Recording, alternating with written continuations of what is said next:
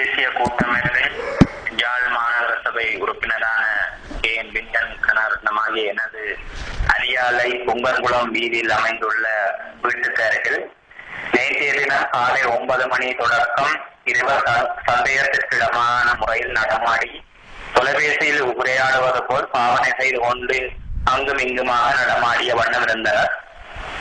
இதை அவதானித்த நாம் முதல் சந்தேகம் கொள்ளவில்லை. ஆனால் இவர்கள் கிட்டத்தட்ட 1.5 மணி நேரம், அதாவது காலை 10:30 மணி வரை அவ்விடத்திலே நின்றனர். அவசர அலுவல் ஒன்றின் நிமித்தம் நான் கத்தியடி பகுதிக்கு செல்ல வேண்டியிருந்த காரணத்தால் எனது மோட்டார் சைக்கிளில் எடுத்துக்கொண்டு வீட்டிலிருந்து வெளியேறும் போது திடீரென அவ்விருவரும் ஓடிச் சென்று தாங்கள் மறைத்து வைத்திருந்த மோட்டார் சைக்கிளை எடுத்து என்னை பின்தொடர்ந்து துரத்த தொடங்கினார். இதை அவதானித்த நான் பல்வேறு குறுக்கு வழியால் வேகமாக ஓடிக்கொண்டே இருந்தேன். ஆனால் அவர்களும் என்னை விட்ட பாடில்லை. தொடர்ந்து துரத்தினர். நானும் எனது சாதுரியத்தால் அவர்களின் கண்ணிலிருந்து மறைந்தேன். அவர்கள் அணிந்திருந்த உடை, அவர்களின் சிவப்பு கலர் மோட்டார் சைக்கிள் இலக்கம் யூஹ என்று, அதாவது சிங்களத்தில யுத்த அமுதாவோ என்று சொல்லப்படுகின்ற யூஹ என்ற அந்த குறியீட்டுடன் அந்த இலக்கம் 5753 எனவும் அடையாளம் கண்டுள்ளேன். இது விடயமாக தமிழ் தேசிய கூட்டமைப்பின் நாடாளுமன்ற உறுப்பினர்களின் கவனத்திற்கு கொண்டு சென்றுள்ளேன். அத்தோடு யாழ்ப்பாண போலீஸ் நிலையத்திலும் இது தொடர்பாக ஏற்கனவேயும் எனக்கு அச்சுறுத்தல்கள் கணக்க விடப்பட்டிருந்த காரணத்தால் ஏற்கனவே முறையிட்டிருந்தேன். மீண்டும் இது தொடர்பாக முறையிட்டிருக்கின்றேன். மனித உரிமையான குழுவிலும் முறையிட்டிருக்கின்றேன். எனக்கு எதிராக பின்னரும் யாழ் மாநகர சபை மேயர் அவர்களும் தான் அந்த திட்டமிட்ட செயல்களையும் அச்சுறுத்தல்களையும் கொலை பயமுறுத்தல்களையும் தொடர்ச்சியாக விட்டுக் கொண்டிருக்கிறார்கள்.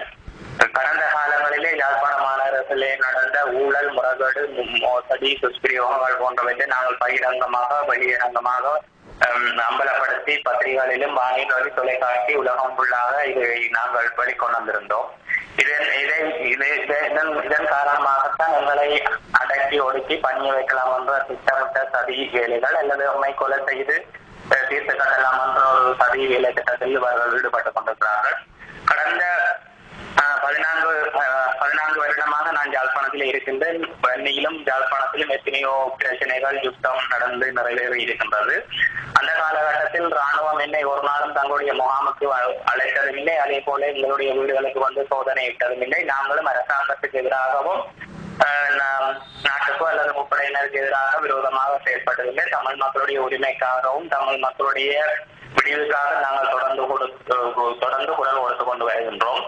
அந்த வகையிலே இன்று வரை நாங்கள் எந்த ஒரு அதாவது எங்களை பற்றி மாநகர சபை முதல்வர் அவர்கள் தவறான தகவல்களை வழங்கி வருகின்றார். தொடர்ந்து ராணுவ புலனாய்வாளர்களுக்கும் இராணுவத்தினருக்கும், அதாவது நாங்கள் தமிழீழ விடுதலை புலிகளுக்கு ஆதரவான செயல்பாட்டிலும் பிரிவினைவாதத்துக்கு ஆதரவாகவும் அரசாங்கத்திற்கும் முப்படையினருக்கும் விரோதமாக தொடர்ந்து செயல்படுவதாக மாநகர சபையிலே குழப்பங்களை விளைவிப்பதாகவும் கருத்தை வெளியிட்டு ராணுவத்தினரை குழப்பி விட்டு அவர்களை தூண்டி அவர்களூடாக இந்த சதி செயலை செய்வதற்கு இந்த EPDPயும் மாநகர சபை முதல்வரான யோகேஸ்வரி அவர்களும் திட்டமிட்டு தொடர்ந்து செய்து கொண்டு வருகின்றார். ஆனபடியால் இதற்கு ஒரு முற்றுப்புள்ளி வைக்க வேணும். இது தொடர்ந்து ஒரு தொடர்கதையாக தொடர்ந்து கொண்டு அச்சுறுத்தல்.